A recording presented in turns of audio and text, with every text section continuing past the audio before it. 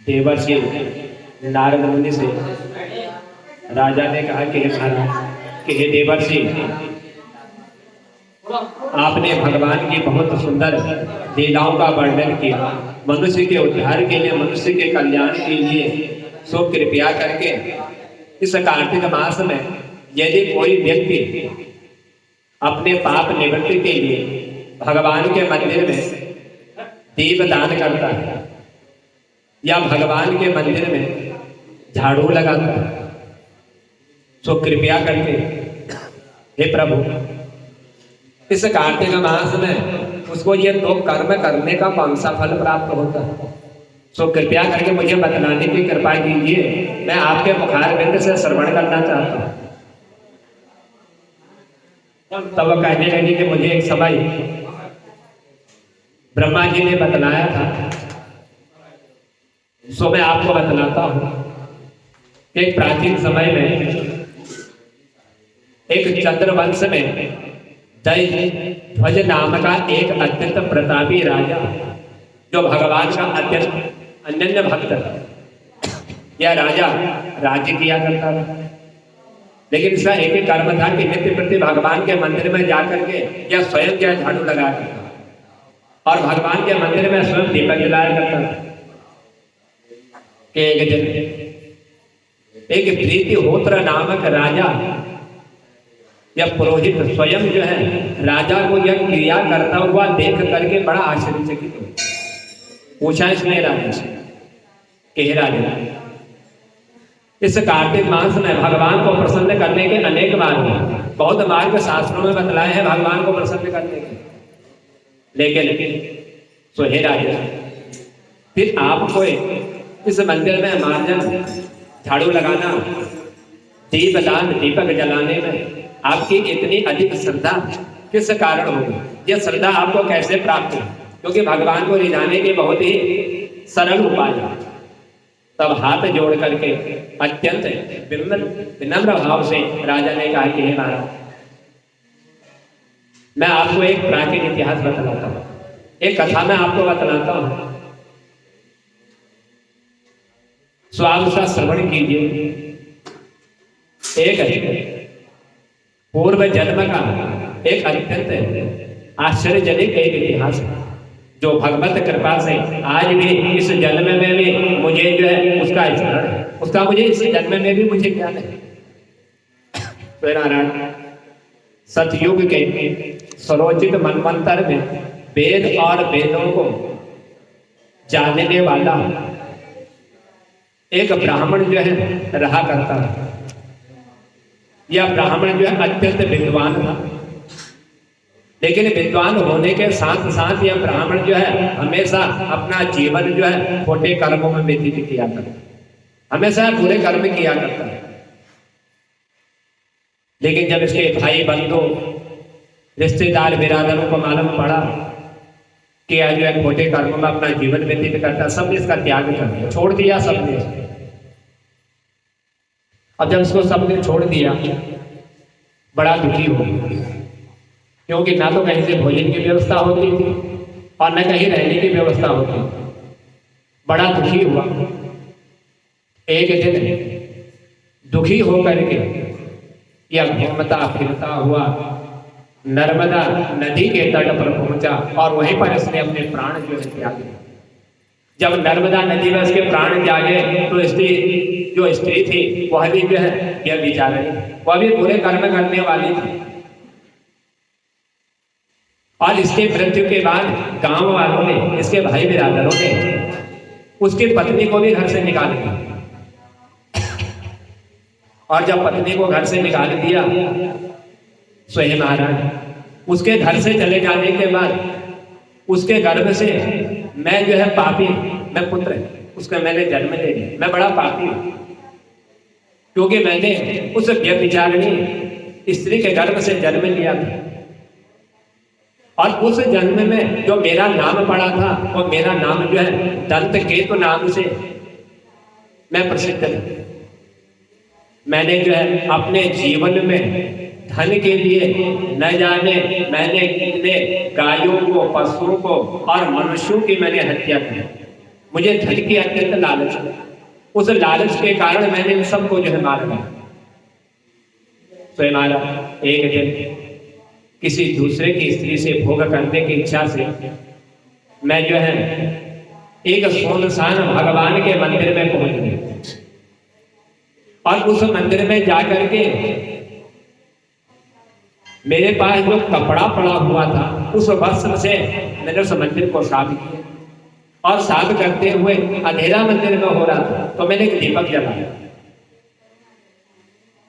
और जब उस मंदिर में जो ही मैंने दीपक जलाया, जितने भी उस मंदिर के आसपास गांव वाले रहा करते थे, इन गांव वालों ने उस दीपक की रोशनी को देख करके मुझे जो है चोर समझ ली। कहा कि मंदिर में कोई चोर पहुंच चुका और ये सब जो है लाठियों को लेकर के उस मंदिर में पहुंच गए जिस मंदिर में मैंने दीपक जलाया हुआ। मुझे पीटने लगे, लाठियों से मेरे ऊपर इन्होंने प्रहार किए और उन लाठियों के मार खाने के कारण मेरी मृत्यु हो गई, मेरे प्राण निकल गए। लेकिन एक शुभ कर्म मैंने किया, मैंने जो उस मंदिर में अपने कपड़े से झाड़ू लगाया, एक दीपक जलाया था, प्रकाश किया। उसी शुभ कर्म के कारण भगवान के दूत पहुंच गए और भगवान के दूत आकर के मुझे सुंदर विमान पर बैठा करके वैकुंठ ले गए। कार्तिक का महीना, भगवान के मंदिर में झाड़ू लगाना और दीपक जलाना, इससे मुझे जो इतना सुंदर फल प्राप्त हुआ कि मैं भगवान के शरण में पहुंच गया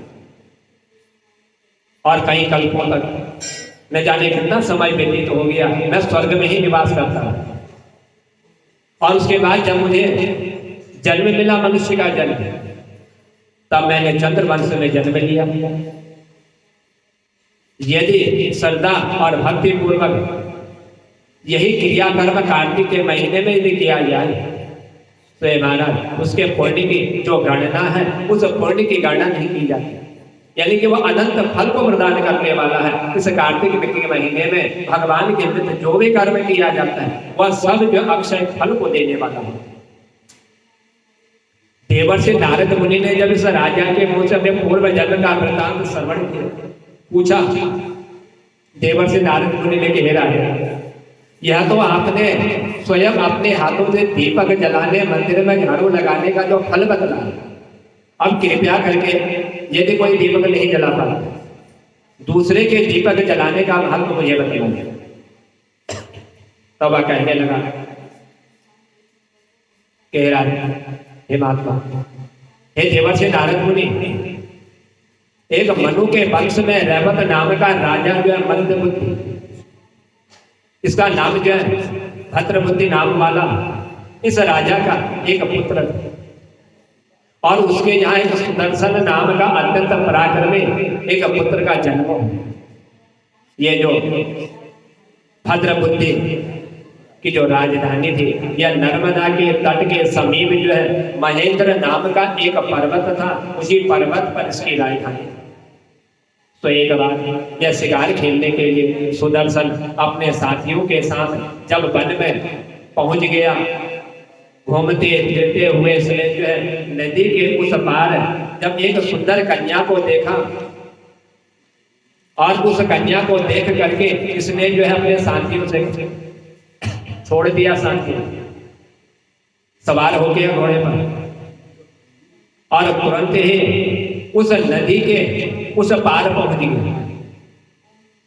वहां उस रूपवती कन्या को देख करके यह सुदर्शन जो उसमें बड़ा मोहित हुआ और कन्या की शोभा से युक्त उस बलशाली वीर पुरुष को देख करके यह लज्जा को प्राप्त हो।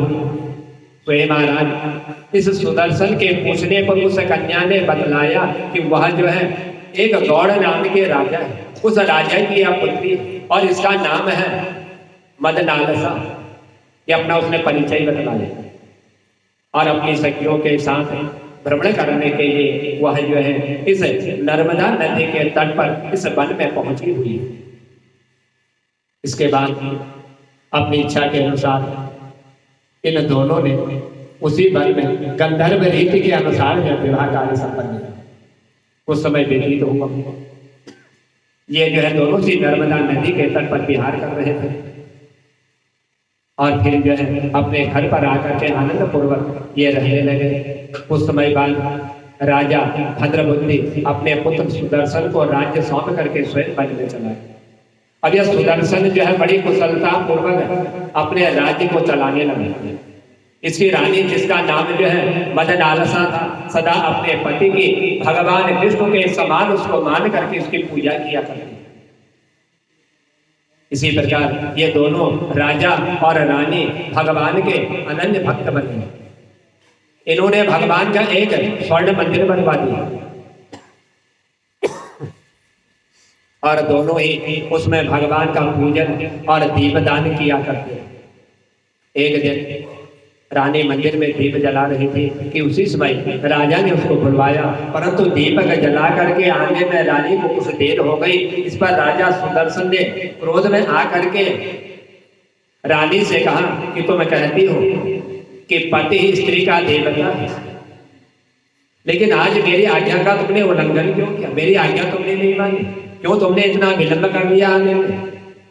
और तुम्हारे दीपदान में इतनी देर लगा करके तुमने मेरा आज अनादर क्यों किया? यदि देरी का कोई अन्य गुप्त कारण हो तो कृपया करके मुझे बतलाइए।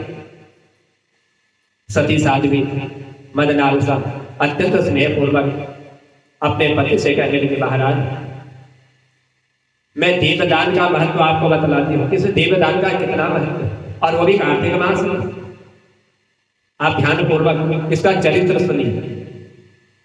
पिछले जन्म में मेरा जो जन्म हुआ था, मैं अनाज खाने वाली चुहिया की योनि में मैंने जन्म लिया था।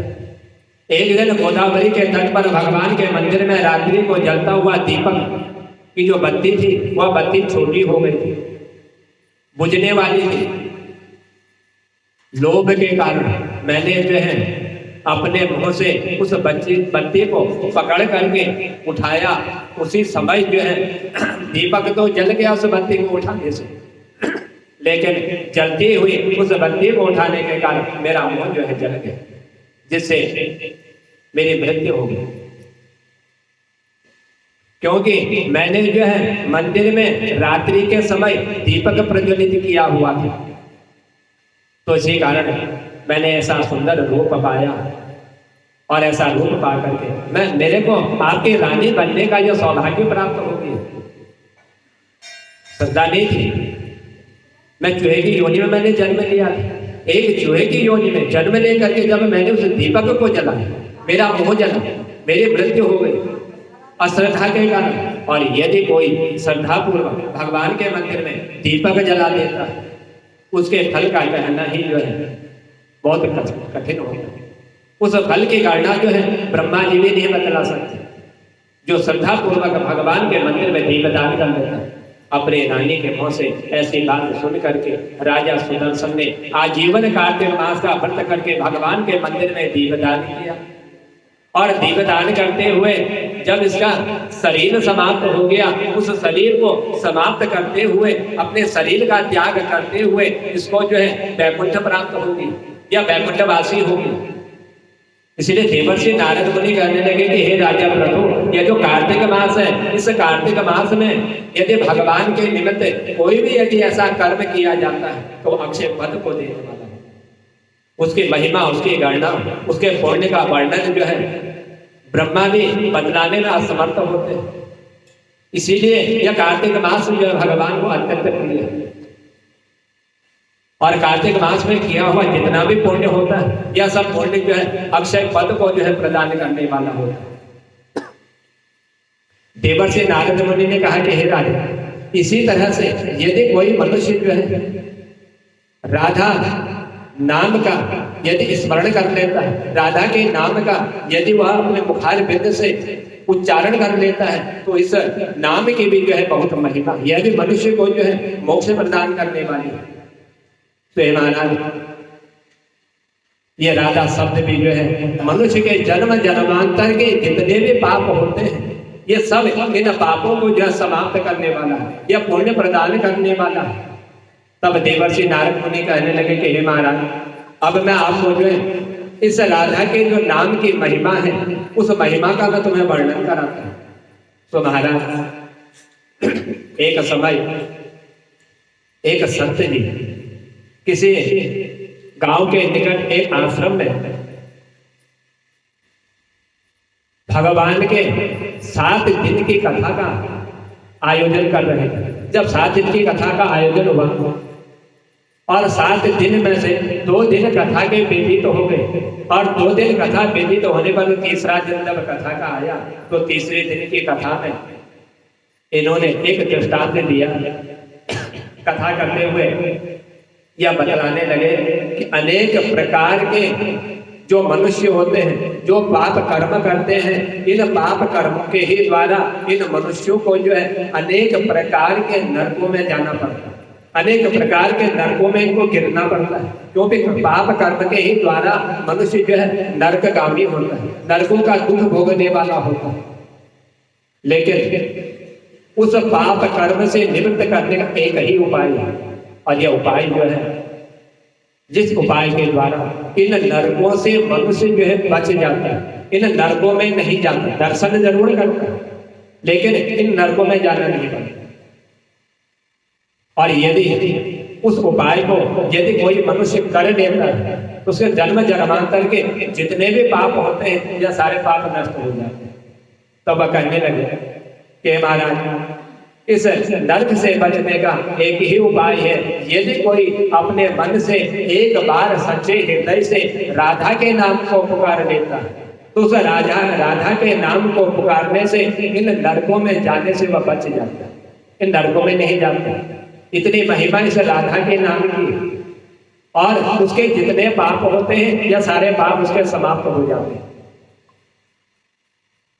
तो एक बार जब यह तीसरे दिन की कथा में इस राधा नाम की महिमा का वर्णन बतला रहे थे, एक सेठ जी डेली आया करते थे कथा में, कथा श्रवण करते थे, और यह जो है भगवान के सत्संग को सुना करते थे। और जब सत्संग समाप्ति के पश्चात यह संत जी जो कथा कर रहे थे उन कथा करने वाले के चरणों में गिर पड़े, प्रणाम किया और प्रणाम करते हुए रोने लगे। जब प्रणाम करते हुए या सेठ जी रो रहे थे तो संत ने पूछा कि महाराज, आप जो है मेरे चरणों में गिर करके आप क्यों रो रहे हैं? आप रो रहे हैं और आपका मन जो है बड़ा उदास हो रहा है, आपका मन उदास क्यों? आप रो क्यों रहे हैं?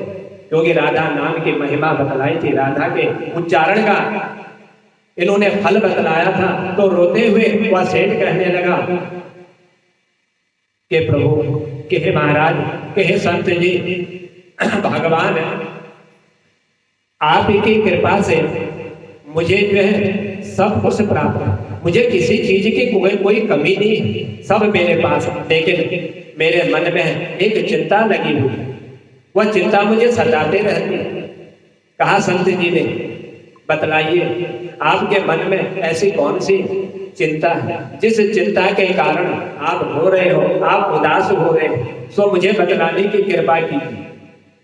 तब यह सेठ संत जी से कहने लगा कि हे भगवान, आज आपने ये जो तीसरे दिन की जो कथा श्रवण कराई है, जिसमें आपने ये नरकों का वर्णन करा कि पापी मनुष्यों के लिए नरक बनाए गए हैं, जो पाप करता है, जो भगवान का नाम नहीं लेते, 84 लाख योनि प्राप्त करके मनुष्य देह प्राप्त होता है, बड़े दुर्लभ से, न जाने कितने शुभ कर्म करने पड़ते इसे शरीर को प्राप्त करने के लिए।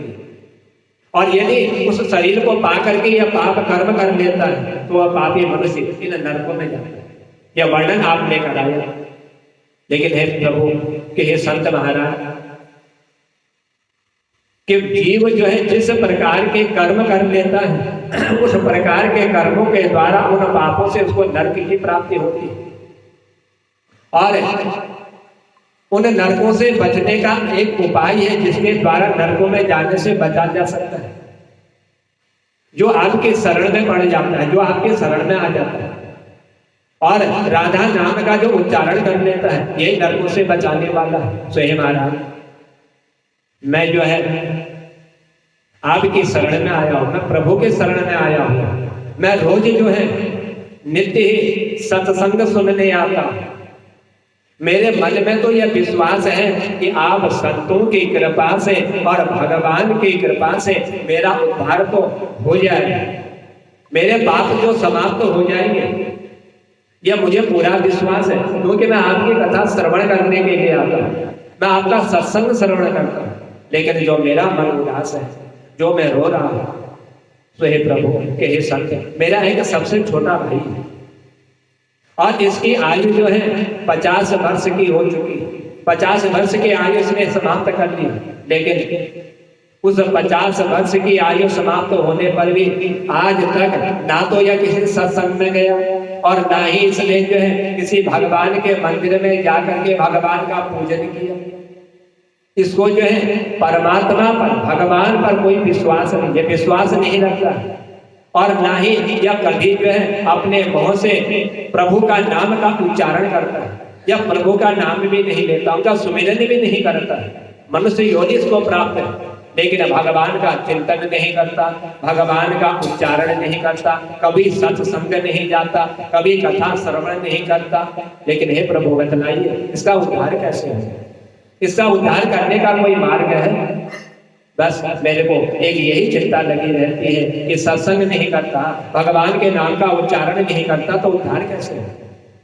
50 साल की आयु समाप्त हो गई, अब जीवन कुछ बचा हुआ नहीं, अभी तक इसने कभी भी भगवान के नाम का स्मरण नहीं किया। मैंने बार बार इसको समझाया, बहुत कोशिश करी समझाने की, लेकिन इसके समझ में नहीं आया। मेरे प्रयास सब विफल हो गए। इस संसार के काम में यह जो है हमेशा लगा रहता है, और तुम भगवान के नाम का स्मरण भी किया करो, हमेशा इस संसार के कार्य में अपना जीवन व्यतीत करते हो। 50 वर्ष की आयु समाप्त हो गई, अभी तक भगवान के नाम का स्मरण नहीं किया। कभी ना कभी तो भगवान के नाम का स्मरण कर लिया करो, सत्संग में जाया करो, भगवान की कथा श्रवण किया करो। या मैं इसको बार बार समझाता, बार बार यही उपदेश देता, तब यह कहता कि ऐसा करने से कुछ होता नहीं।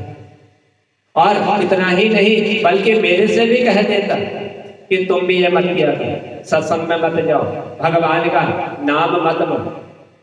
इन सब से कोई उद्धार नहीं होता, इनसे कोई कार्य पूर्ण नहीं होता।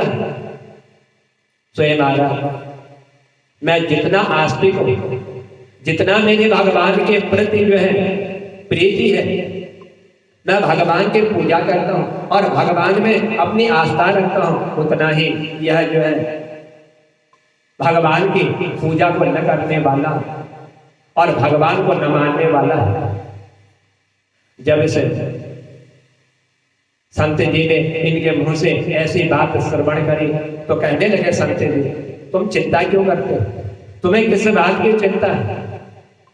एक ना एक दिन इसका उद्धार अवश्य हो जाएगा, इसके पाप एक ना एक दिन अवश्य समाप्त हो जाएंगे, तुम चिंता मत करो।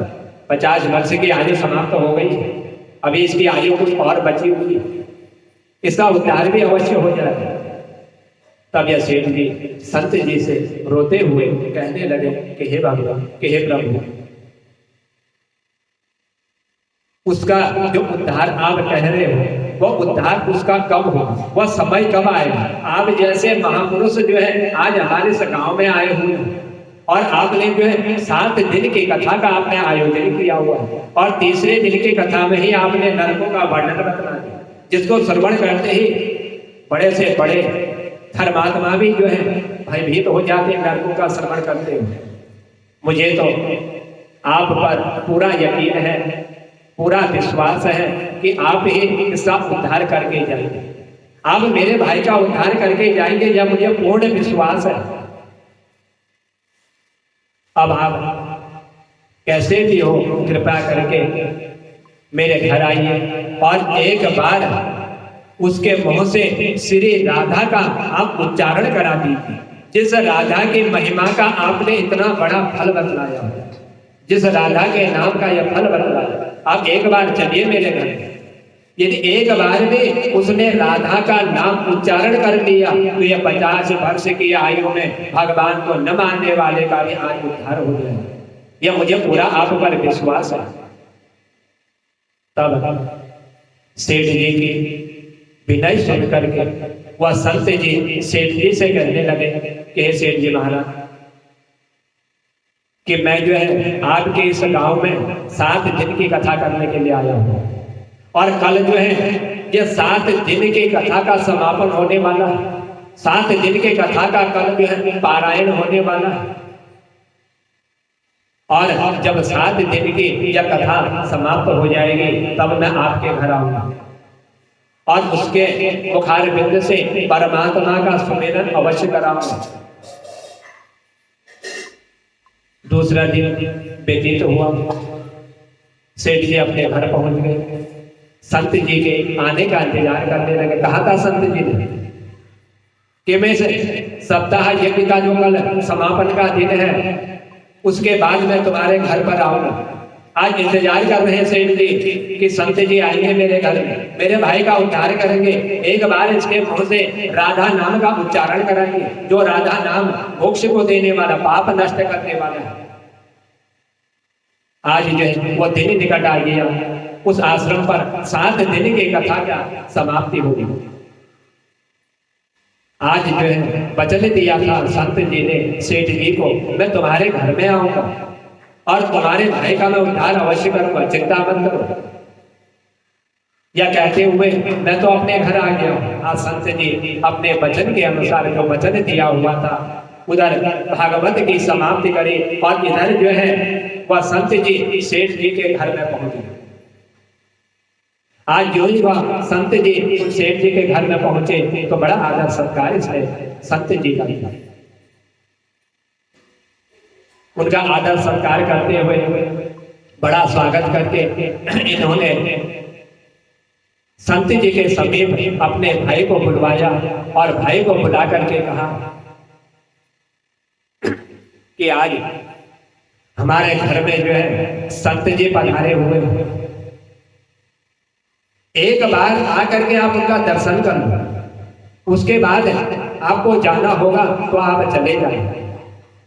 वो अंदर से उसका भाई जो है बैठे हुए कहने लगा कि मुझे ना तो किसी संत से मिलना है और ना ही किसी भगवान से मिलने की मेरी इच्छा है। तुम ही उनकी सेवा करो, तुम ही उनका जो है सत्कार करो। यह भाई जो है अपने भाई से अंदर से ही ऐसी बातें कर रहा है कि मुझे नहीं आना, मुझे नहीं उनके सत्संग श्रवण करने। सुन लिया संत जी ने कि उसके भाई की सारी बातें संत जी ने सुनी थी, जो जो वह बोल रहा था। ऐसे वचन सुन करके सेठ जी रोते हुए संत जी से कहने लगे कि प्रभु, कि भगवान, आपने देख लिया, मैं आपसे बिल्कुल जो बात कह रहा था, आज आपने जो मैंने आपसे बात कही, उस बात के कारण आज आपने मेरे घर में आकर के देख लिया। तो भगवान को मानता ही नहीं, भगवान का नाम ही नहीं लेना चाहता, संतों के बीच में जाना ही नहीं चाहता। न जाने इसकी बुद्धि कैसी हो गई, 50 वर्ष की आयु समाप्त कर दी और अपने मुंह से भगवान का इसने आज तक नाम नहीं लिया। आपने देख लिया, आपके सामने ही आपका अपमान कर रहा है। यदि कोई संत, कोई साधु यदि घर में पहुंच जाता है और उसी के सामने यदि कोई उसका अपमान कर लेता है, तो प्रभु आप ही बतलाइए कि उसको कितना बुरा लगता हो कि घर में आए हुए अतिथि का मान सम्मान करने के बजाय यदि कोई अपमान कर दे। तो संत की जब ये सब बात सुन रहे थे, सेठ जी ने कहा कि हे प्रभु, अब संत जी सेठ जी से एक तो भाई ने अपमान कर दिया और फिर भी आना नहीं चाह रहा उनके बीच में। तब यह कहने लगे, चिंता मत कीजिए, सब कुछ अच्छा होगा, आप चिंता किसी बात की मत कीजिए। अब सेठ जी को इस तरह की सांत्वना देते हुए संत जी जहां पर इसने उनको बैठाया हुआ था उससे उतरे और उतर करके उसके भाई के कक्ष में पहुंच गए, जिस कमरे में इसका भाई रहा करता। वहां पहुंचे और उसने जो है इसके कंधों पर हाथ रख करके कहने लगे, बतलाओ तुम्हारी 50 वर्ष की आयु पूर्ण हो चुकी है। इस 50 वर्ष की आयु में तुमने अब तक जो है कितना कमाया।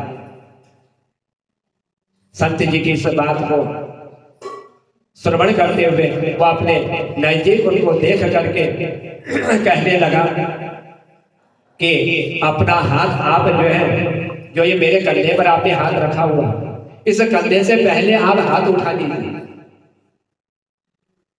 और जो ही संत जी ने उसके कंधे से हाथ उठाया तो वह कहने लगा, मैं तो ना संतों की बात मानता हूं और ना ही मैं भगवान को मानता हूं, मैं किसी को नहीं मानता। ये लोग जो है इस दुनिया में न जाने कितने जो है आस्तिक हो चुके हैं, जो भगवान का स्मरण करते हैं, भगवान का नाम लेते हैं। मैं उतना ही कट्टर नास्तिक हूं, मैं कभी भगवान का नाम नहीं लेता। मैं भगवान को मानता तक नहीं हूं। आप मेरे नजदीक क्यों आए हुए, क्यों मेरे समीप आप आए? आप मेरे भाई के पास बैठे थे, उन्हीं को उपदेश देते, उन्हीं को जो सारी बात बतलाते, मेरे नजदीक आप क्यों आए? भाई की ऐसी बात सुन करके संत जी कहने लगे, मैं तो अपना काम करने के लिए आया हूं। संतों का काम होता है लोगों का उद्धार करना, और आज तुम्हारे उद्धार का यह कार्य मुझे मिला हुआ है तो मैं अवश्य करके ही जाऊंगा। आज तुम्हारे भाई ने यह कार्य मुझे सौंपा हुआ, क्या मेरे भाई का उद्धार कर? मुझे विश्वास है आप पर। मैंने 7 दिन की आपकी कथा श्रवण करी, सत्संग मैंने किया, मेरा तो उद्धार होगा ही होगा। लेकिन आप पर विश्वास है, मेरे घर चल के मेरे भाई का उद्धार कर दीजिए। इसी कार्य को पूर्ण करने के लिए यहाँ पर आया हूँ और ये कार्य पूर्ण करके ही मैं जाऊंगा, क्योंकि संतों का कार्य ही यही होता है, दूसरे का उद्धार करना। तब सेठ जी का भाई जो नास्तिक था, भगवान को कभी मानता नहीं था, वह कहने लगा, आपको किसी का भी उद्धार करना है आप कर लीजिए, पर मेरा उद्धार आप नहीं कर सकते। मैं कुछ भी नहीं करने वाला हूं, आप मुझे कुछ भी कह दीजिए, मैं कभी भगवान का नाम नहीं लूंगा। आज जो है सेठ जी के भाई की ऐसी बात सुन करके वह संत जी जो है मन ही मन मुस्कुराने लगे और मुस्कुराते हुए कहने लगे कि मैं तेरा उद्धार करने के लिए, तो कुछ मत करना, तो भगवान को भी मत मानना, भगवान की पूजा भी मत करना, लेकिन एक काम कर दे, आज अपने मुखारबिंद से एक बार राधा का नाम ले। आज संत जो है उसके भाई से राधा के नाम को लेने का आग्रह कर रहे हैं।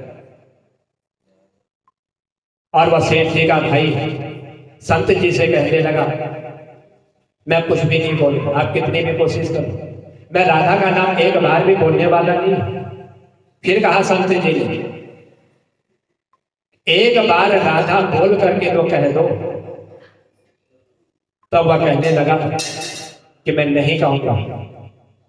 लेकिन संत जी कह रहे कि राधा का नाम बोल लो, वह सीधे कह रहे हैं कि मैं नहीं बोलूंगा, फिर भी राधा का नाम नहीं, और सीधे कह रहा है कि मैं बोलूंगा नहीं। लेकिन जो संत जी कह रहे हैं कि इस नाम को बोलो, उस नाम का उच्चारण नहीं कर रहा, और सीधे कह दे रहे हैं कि आप कुछ भी कर लो, मैं बोलूंगा नहीं। फिर कहा संत जी ने, नहीं माना। कहने लगे संत जी, आप राधे राधे बोलो। फिर कहने लगे कि मैंने आपसे इतनी बार कह दिया और बार बार आप मेरे से एक ही शब्द के लिए कह रहे हो। संत जी सोच रहे थे एक बार तो ये अपने मुंह से जो मैं बोल रहा हूं वह तो बोल के दिखा दे, लेकिन उसने फिर भी राधा राधा ना कहते हुए संत जी से कहने लगा कि संत महाराज मैं फिर भी नहीं बोलूंगा, नाम फिर भी नहीं ले। संत जी कहने के राधे राधे बोलेंगे, वह राधे राधे ना कहते हुए फिर भी करके मैं बोलूंगा नहीं। सेठ जी के पास आए, कहने लगे कि अब आपने मेरे ऊपर यह कार्य सौंपा हुआ है, अब मैं जैसा करूंगा आप बीच में मत आना। आप सारे परिवार वाले जो है बाहर जाकर के बैठ जाओ, जब तक मैं आपको बुलाऊं नहीं एक भी परिवार वाला इस कक्ष में प्रवेश नहीं करेगा। इस प्रकार सेठ जी अपने परिवार सहित जब बाहर आकर के बैठ गए और बाहर आकर के बैठे, अब उस कक्ष में उनके कमरे में एक ही व्यक्ति बचा, उनका बड़ा वाला भाई जिसकी आयु 50 वर्ष हो चुकी, जो कभी भगवान का नाम नहीं लेता। संत जी और सेठ जी के बड़े भाई ये दोनों बैठे हुए थे। पुनः संत जी ने कहा, उसके भाई से समझाया, बहुत आग्रह किया, कहने लगे कि देखो मैं तुमसे जो है बड़े प्रेम से कह रहा हूं कि ये बड़े प्रेम का नाम है, एक बार तुम जो है राधा नाम बोल दो तो तुम्हारा उद्धार हो जाएगा। या कहने लगा कि मैंने आपसे मना किया है, मैं नहीं कहूंगा, और आप बार बार मुझसे क्यों कह रहे हैं। संत जी ने सोचा अभी तक इसके सारे परिवार वाले यहाँ पे एकत्रित थे, इसलिए राधे राधे नहीं बोल रहा। आज सारे परिवार वाले बाहर चले गए, लेकिन फिर भी नहीं बोल रहे, राधे का नाम ही नहीं लिया। और पुनः फिर कह दिया, अकेले दोनों हैं, उनका भाई और ये संत जी। राधा न कहते हुए फिर भी कहा, मैं नहीं बोलूंगा, मैं जो है भगवान की बातों को मैं नहीं मानता, मैं भगवान के कार्यों को भी नहीं मानता, मैं कट्टर नास्तिक हूँ। पुनः संत जी ने प्रेम से हंस करके कहने लगे कि जिसने तुमको जो है इतना कट्टर नास्तिक बनाया हुआ है, लेकिन मैं भी जो है उतना ही मैं आस्तिक भी। मैंने जो है अगर निश्चय कर लिया, मैं तुम्हारे मुंह से राधा नाम सुन करके ही यहाँ से जाऊंगा।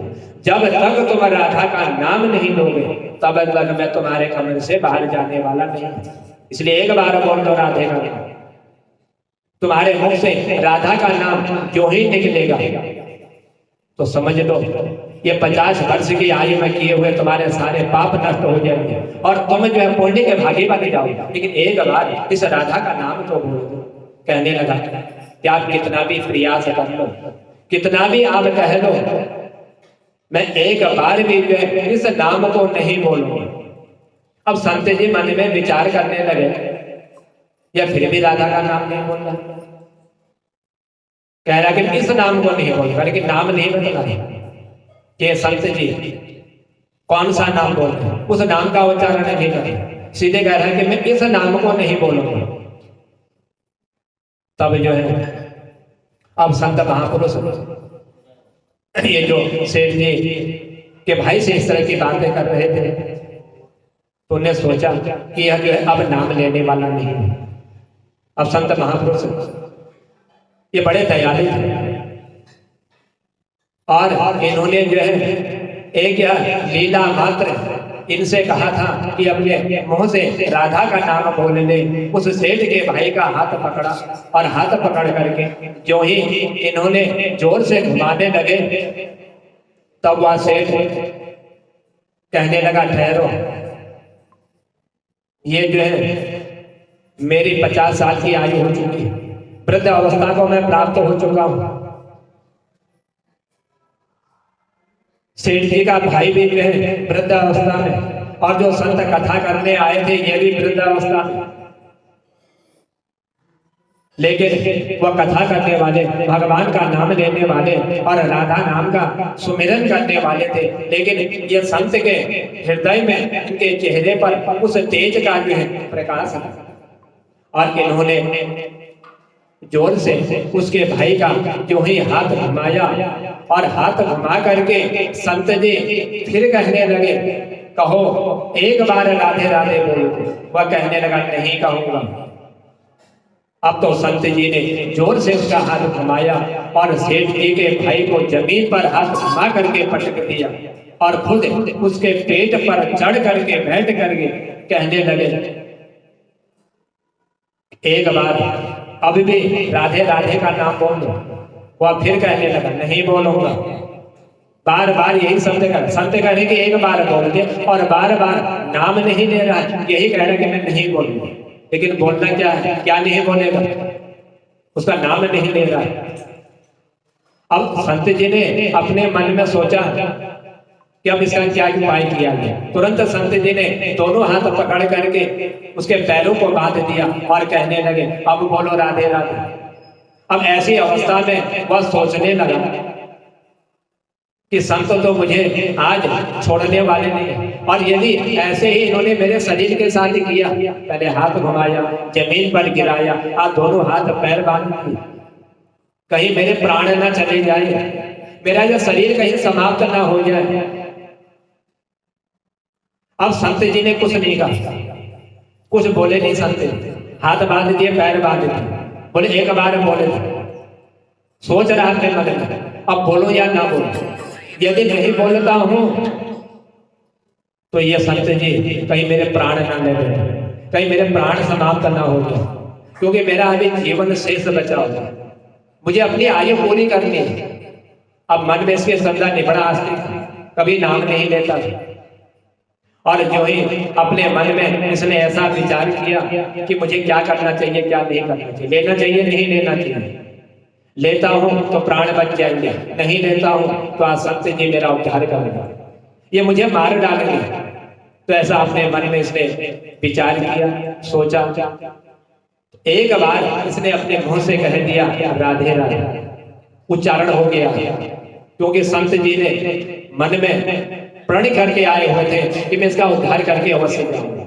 अब जो ही इसने सोचा कि संत आज मुझे छोड़ने वाले नहीं, तो तुरंत राधे राधे, जैसे ही इसने राधे राधे कहा तो संत जी ने उसके हाथ छोड़ दिए, उसके पैर छोड़ दिए, ये सब खोल दिए और उसके बंधनों को छोड़ करके बाहर आकर के कहने लगे, सेठ जी आपका कल्याण हो गया, मैं जिस काम के लिए आपके पास आया था वो कार्य मैंने आज पूर्ण कर लिया। मैंने कहा था आप चिंता मत करो, आप किसी बात के मन में सोचो मत, तुमने कथा सुनी है, सत्संग सुना, तुम्हारा कल्याण तो होगा होगा, तुमने मेरे पर विश्वास किया, आज मैंने तुम्हारे भाई का कल्याण किया, अब तुम्हारे भाई का भी कल्याण हो गया। सेठ जी कहने लगे, अंदर से बहुत तेज की आवाज आ रही है, आवाज आने लगी, और यह आवाज जो हमने सुनी तब संत जी हंस करके कहने लगे कि आपने जो काम दिया था वो काम ही कुछ ऐसा दिया था कि आपने कहा था कि ये बड़ा नास्तिक है, कभी कुछ बोलता नहीं है, आज आपके भाई ने राधे राधे का उच्चारण कर लिया है, इसका कल्याण हो गया। इतना कहते हुए वह संत जो है सेठ जी से कहने लगे कि हे सेठ जी, जिस कार्य के लिए मैंने आपको वचन दिया था कि मैं जो है सप्ताह यज्ञ समाप्त होने के बाद आपके घर में आऊंगा, आज मैंने आपके घर में आकर के तुम्हारे से नास्तिक भाई को भी आज मैंने जो आस्तिक बना दिया। इसने एक बार नहीं बल्कि 2 बार आज राधे का नाम लिया हुआ, आज तेरे भाई का उद्धार हो गया। इसीलिए अब मैं जा रहा हूं और कल जो है अभी कथा थोड़ा बहुत बची हुई है, जो ये 7 दिन की कथा चल रही थी, इसका जो पारायण की जो कथा होनी थी, जो उसका महात्मा होना था, वो अभी शेष बची हुई है। तुम पुनः जो है कल फिर आना मेरी उस कथा स्थल पर जहां पर मैं कथा कर रहा हूं। अब संत जी जो अपने स्थान पर लौट करके आए, सेठ जी का भाई जमीन से उठ करके अपने भाई से कहने लगा कि हे भाई, ये कैसे संत है, ये कौन से संत है, मुझसे झगड़ा करने आए थे या मेरे ऊपर चढ़ करके बैठ गए और कहने लगे कि अगर राधे का नाम का उच्चारण नहीं करोगे तो मैं तुम्हारे ऊपर ऐसे ही बैठे रहूं, मैं उठने वाला नहीं। और उनकी बातें सुन करके सेठ जी हंसने लगे और हंसते हुए मन ही मन में भगवान को धन्यवाद देते हुए कहने लगे कि हे प्रभु, कि हे भगवान, आप के संत भी जो है बड़े दयालु हैं, आप भी बड़े दयालु हैं और खुद कष्ट सहन करके भी लोगों का कल्याण करते हैं। आप जो है अपने कष्ट को स्वयं करते हुए इन मनुष्यों का उद्धार करते हैं। समय व्यतीत हो गए, अब मुश्किल से 5 या 6 महीने गुजरे होंगे कि अचानक एक दिन छोटे भाई जो इनका उद्धार करने के लिए संत जी को लेकर के आया था, कुछ समय व्यतीत होने पर इसका देहांत हो गया, शरीर समाप्त हो गया और इनके शरीर से आत्मा जो है अलग हो गई। और आत्मा जब ऊपर यमराज के पास जाकर के जब इनका सारा हिसाब वह देखने लगी, तब से व्यक्ति का उन्होंने वही खाता खोल करके देखा तो यमराज ने चित्रगुप्त से कहा कि जो आज ये इंसान हमारे पास लाया गया है, सो कृपया करके इसके जन्म से लेकर के अभी तक जो उसका वही खाता है वह खाता देख करके बता कि इसने अपने जीवन में आज तक कौन सा ऐसा कर्म किया हुआ।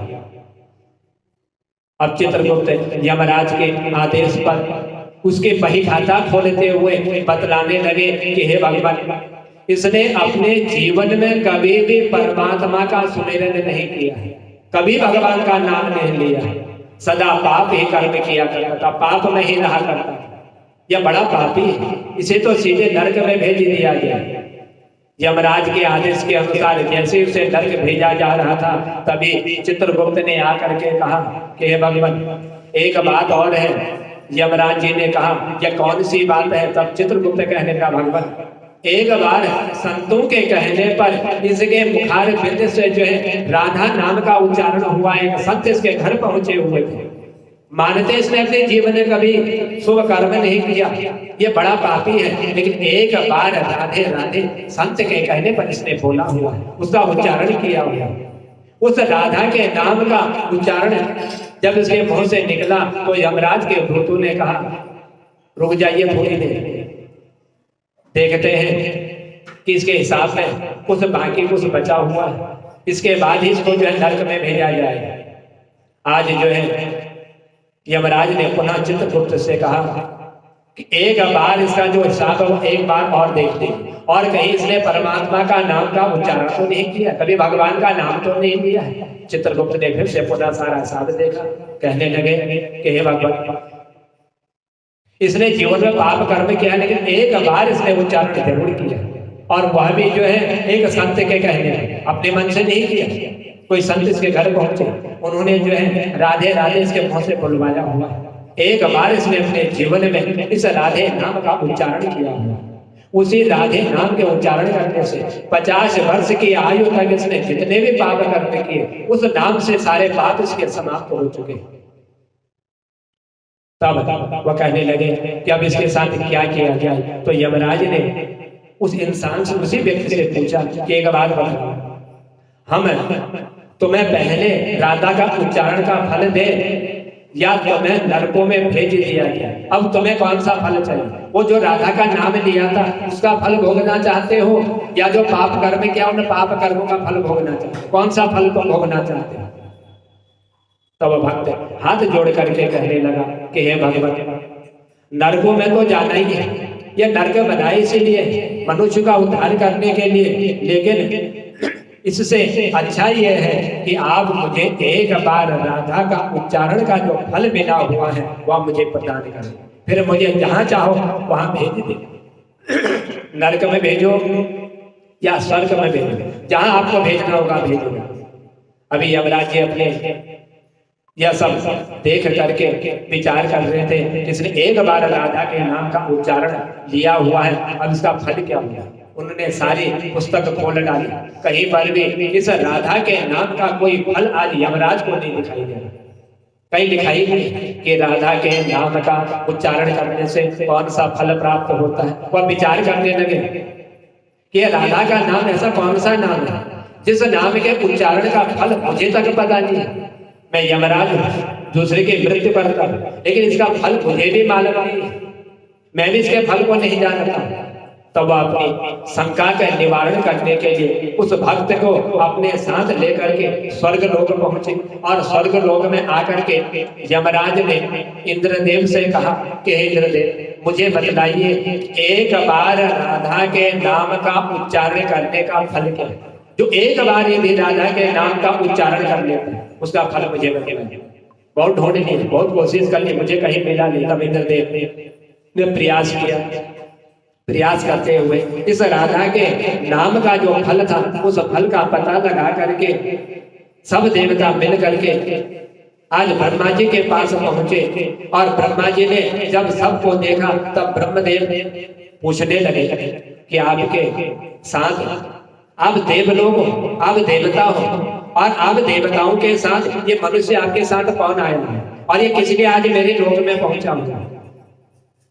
तब देवर्षि नारद मुनि कहते हैं कि प्रभु, राधा नाम की महिमा का फल ही यही होता है। एक बार संत के कहने पर ले लिया, यमलोक पहुंच गया, स्वर्ग लोक चला गया, ब्रह्म लोक चला गया, और ब्रह्म लोक में जाकर के इंद्र पूछ रहा है कि तुम्हारे साथ इंसान कौन है? सोहे भगवान, ये जो व्यक्ति हमारे साथ आया हुआ है, इसने अपने जीवन में एक बार राधा का नाम लिया हुआ, राधा के नाम का उच्चारण इसने किया हुआ, और बाकी सारा जीवन इसने जो है पाप कर्म किया, कभी शुभ कर्म नहीं किए, हमें तो पता नहीं। ये तो राधा का नाम है, इस राधा के नाम के उच्चारण का फल क्या होता है? इसीलिए हम आपके पास आए हैं। तब ब्रह्मा जी ने प्रयास किया, राधा नाम के उच्चारण के फल क्या होता है। आज इन समस्त देवताओं को और उस व्यक्ति को जिसने राधा का नाम लिया था, जो आज ब्रह्म लोक पहुंच गए, आप ब्रह्मा जी भी कह रहे हैं देवताओं से, उस मनुष्य के ही सामने, मुझे भी मालूम नहीं कि राधा के नाम का फल क्या। उधर यमलोक पहुंचा, स्वर्ग लोक चला गया, आज ब्रह्म लोक पहुंचा, किसी को मालूम नहीं इस राधा के नाम का फल क्या है। ब्रह्मा जी कहने लगे मैं जानता नहीं, मुझे इसका फल का कोई मालूम नहीं, इस राधा के उच्चारण का क्या फल है। जब उन्हें भी पता नहीं चला, तब ब्रह्मदेव कहने लगे कि हम सब मिल करके इसके साथ लेकर के हम चलते हैं, भगवान शंकर जी के पास चलते हैं, वही इस राधा नाम के महिमा का फल बतलाएंगे। तब सब भगवान उस व्यक्ति को लेकर के शंकर जी के पास पहुंचे, शंकर जी से प्रार्थना करके कहने लगे कि हे महादेव, हे त्रिलोकीनाथ, इस इंसान ने सारा जीवन पाप कर्म किया, बस एक बार इसने जो है संत के कहने पर राधा के नाम का उच्चारण किया हुआ। आज सभी देवता भगवान शंकर से पूछ रहे, अब आप ही बतलाइए, एक बार राधा के नाम के उच्चारण का जो फल है वह फल क्या है, वह कैसे मिलेगा। महादेव जी ने बड़ा प्रयास किया, सोचा, और वह भी जो है राधा नाम की महिमा को आज इन देवताओं को नहीं बतला सके। आज भगवान शंकर, ब्रह्मा जी नहीं बतलाए, यमराज ने नहीं बतलाए, और आज जो त्रिलोकीनाथ भगवान शंकर है वो भी कह रहे हैं देवताओं से, इस राधा नाम के उच्चारण का जो फल है वह आज वो भी बतलाने में बड़े असमर्थ हो गए, नहीं बतला सके।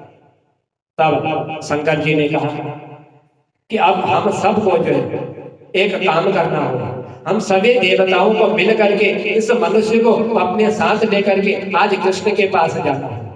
इसलिए सब देवता जो है आज पहुंचे कृष्ण के स्थान की ओर, इन्होंने प्रस्थान किया, और इन्होंने कहा कि वही जो है राधा के तत्व को जानते हैं। सभी देव और देवताएं भगवान शंकर के साथ मिल करके उस इंसान की आत्मा को लेकर के आज भगवान श्री कृष्ण के धाम गोलोक में पधारे, गोलोक पहुंचे, और गोलोक धाम में जब पहुंचे तो भगवान श्री कृष्ण जो है अपने गोलोक धाम में आज राधा के साथ जो है आसन पर विराजमान थे। सब देवताओं ने जब देखा कि भगवान राधा के साथ जो है सिंहासन पर विराजमान है, आज श्री कृष्ण भगवान ने सब देवी और देवताओं का आज बड़ा मान सम्मान किया, और पूछा देवताओं से, भगवान कृष्ण ने कि देवताओं, आज अचानक से आपके आने का कारण क्या है। भगवान शंकर हाथ जोड़ करके कहने लगे कि हे प्रभु, कि हे भगवान, यह इंसान है, इसने धरती पर जन्म लिया था, आज की मृत्यु हो गई, हम इसको लेकर के आपके साथ लेकर के आए होंगे। इसने अपने जीवन में अनेक प्रकार के पाप कर्म किए, और पाप कर्म करते हुए एक बार भी राधा का नाम नहीं लिया। एक संत के कहने पर तब जाकर के उसने राधा का नाम लिया। संत ने आग्रह किया, क्योंकि संतों का काम होता है कि दूसरों के पाप को नष्ट करना, बड़े दयालु होते हैं संत। उन्हीं के कहने पर एक बार राधा का नाम लिया। यमराज को पता नहीं, ब्रह्मा जी को पता नहीं, आज स्वयं भगवान शंकर को उस राधा के नाम का कोई पता नहीं है, उसके उच्चारण का फल क्या होता है। तब वह सब इसकी जानकारी लेने के लिए हम जो है आपके पास आए हुए हैं। इंद्र के पास स्वर्ग में गए तो उन्होंने भी नहीं बतला इसके लिए, और स्वर्ग से लौट करके ब्रह्म लोक पहुंचे तो वहां भी हमें पता नहीं था। ब्रह्म लोक से होते हुए आज ये सब मेरे पास आए थे, मैं भी नहीं जानता। अब मैं इन्हें सबको साथ लेकर के मैं आपके पास आया हूं। अब आप बतलाइए, एक बार राधा के नाम का उच्चारण देने का फल क्या होता है? क्या महिमा इस राधा के नाम की? इस नाम में ऐसा कौन सा तत्व छिपा हुआ है जो मनुष्य को जो है पाप रहित कर देता है, मोक्ष प्रदान कर देता है? तो वह कहने लगा, श्री कृष्ण ने कहा, और राधा भी सुन रही है, अपने ही नाम का उच्चारण देवताओं से सुन रही है। तब कृष्ण भगवान ने कहा कि राधा, अपने नाम का उच्चारण करते हुए हंसने लगे। पूछ लिया कृष्ण ने, तुम्हें हंसी क्यों आ रही, तुम क्यों हंस रहे हो?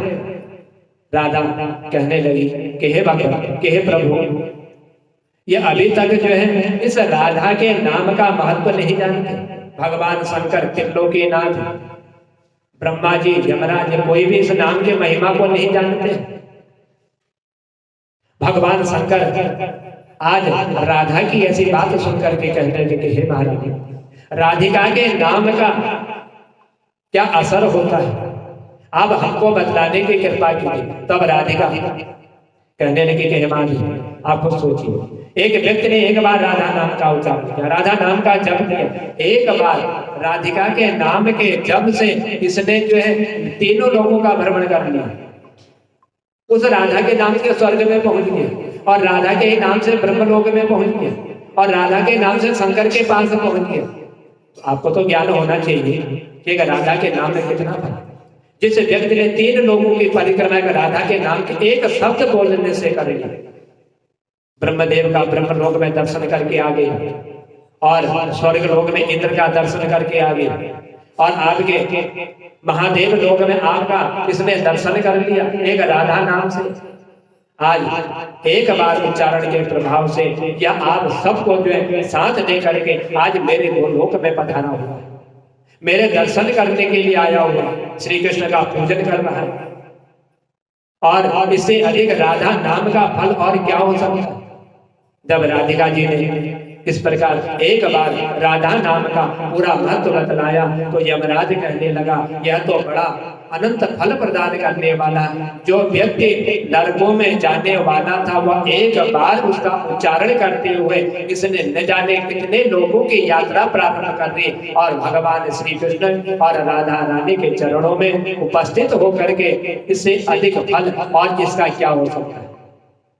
इसकी महिमा और क्या हो सकती है? जो सब जगह भ्रमण करते हुए आज मेरे गोलोक में उस नाम के उच्चारण से पहुंच गए, इससे ज्यादा महिमा में आपको अभी क्या बताऊं? तब फिर से यमराज ने कहा कि हे भगवान, हे प्रभु, क्या हम इसे नरकों में अब जाने की आवश्यकता नहीं है? क्या ये नरकगामी नहीं होगा, नरकों में यह नहीं पहुंचेगा? कहा श्री कृष्ण भगवान ने, हे धर्मराज, जिसने एक बार राधा रानी के चरणों का दर्शन कर लिया हो, वह कभी नरक में नहीं जाता। तब यह भक्त जो वहां पर देवताओं के साथ पहुंचा था, इसने राधा रानी के दर्शन ये कर रहा था, कहने लगा कि हे महारानी, मैंने तो संतों के भय से मैं कभी सोच नहीं रहा, मैंने कभी सोचा ही 50 वर्ष की आयु होने लगी, जब 50 वर्ष की आयु तक मैंने इस नाम का उच्चारण नहीं किया, मुझे भय हो गया था। इस नाम पर मुझे विश्वास नहीं था, मुझे भय था, क्योंकि वह संत मेरे ऊपर बैठ चुके थे, हाथ पैर मार दिए थे, सोचा नहीं लेता हूं तो मुझे मार डालना। उस मरने के भय के कारण मैंने संत के कहने में एक बार राधा का नाम लिया, इस राधा का उच्चारण किया था, और एक बार उस भय के मृत्यु के भय से कि मुझे मार डालना उच्चारण किया, तो मैं न जाने कहां कहां भ्रमण करते हुए आपके चरणों में पहुंच गया, आपके इस गोलोक में पहुंच गया एक राधा के उच्चारण करने से। यदि कोई सच्चे हृदय से आपके नाम का उच्चारण करता है, सो हे प्रभु, उन्हें तो जीवन में कोई भय होगा ही नहीं, कभी जीवन में कोई भय रहता ही नहीं। वह नरकों की यात्रा तो कर लेगा, लेकिन नरकों में कभी जाता नहीं, वह सीधा आपके चरणों में समाहित हो जाता है।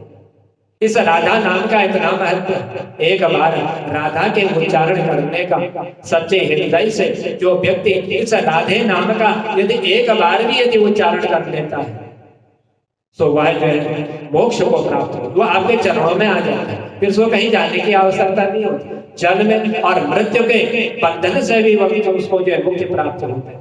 ये राधा नाम जो है आपसे मिलाने वाला है। राधा नाम का उच्चारण करते ही मनुष्य को जो है साक्षात परमात्मा के दर्शन हो जाते हैं। और वह परमात्मा का जो है दर्शन प्राप्त कर लेता है। आज भगवान शंकर जो राधा नाम के महिमा को नहीं जानते हुए आज गोलोक में श्री कृष्ण के पास उस व्यक्ति को लेकर के पहुंचे। आज ब्रह्मा जी, भगवान शंकर, यमराज, जिस नाम का उच्चारण का फल कोई बतला नहीं सकता कि इसका कितना फल भगवान शंकर जानते हैं कि राधा नाम का फल क्या है, और इंद्र भी जानते हैं, ब्रह्मा जी भी जानते हैं, लेकिन बतला कोई नहीं पा रहा था उस व्यक्ति। इतनी महिमा से राधा के नाम की, जिसने एक बार भी यदि राधे राधे अपने मुंह से बोल दिया तो उसको फिर जो है भगवान के चरणों में ही वास करने का फल प्राप्त हो जाता है और अपने जन्म जन्मांतर के समस्त पापों को जो है नष्ट कर जाता है, उसको मोक्ष प्राप्त हो जाता है। तब भगवान शंकर राधा से कहने लगे कि हे राधे, तुम्हारे इस नाम का जो फल है यह हम तुम्हारे मुखार बिंद से श्रवण करना चाहते हैं। इसके महिमा कितनी जानते हम भी, हमको भी मालूम, लेकिन इसका बखान हम स्वयं नहीं कर पाते क्योंकि इसकी महिमा ही इतनी बड़ी है, इतना ही मोक्ष को देने वाले। यदि किसी के भाई के द्वारा राधे राधे का नाम पुकार करके या मोक्ष को प्राप्त कर लिया, तुम्हारे गोलोक धाम पहुंच गया। यदि कोई श्रद्धा से एक बार भी राधे राधे बोल लेता है तो उसकी महिमा अनंत हो जाते हैं, अनंत फल को देने वाला होता है। यही राधे नाम की जो है महिमा, जो एक बार बोल लेता है उसका उद्धार हो जाता है, भगवान के गोलोक में जाने का फल उसको प्राप्त हो जाता है। बोल बाके बिहारी लाल की, बोल राधा रानी सरकार।